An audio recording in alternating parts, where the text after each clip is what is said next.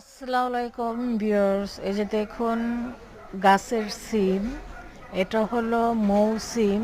তারপর আমার ভাবি পাঠিয়েছে তার গাছের থেকে দুন্দুল চিংড়ি মাছ দিয়ে রান্না করব। তারপর এই সিমগুলো দিয়ে ভর্তা তৈরি করব।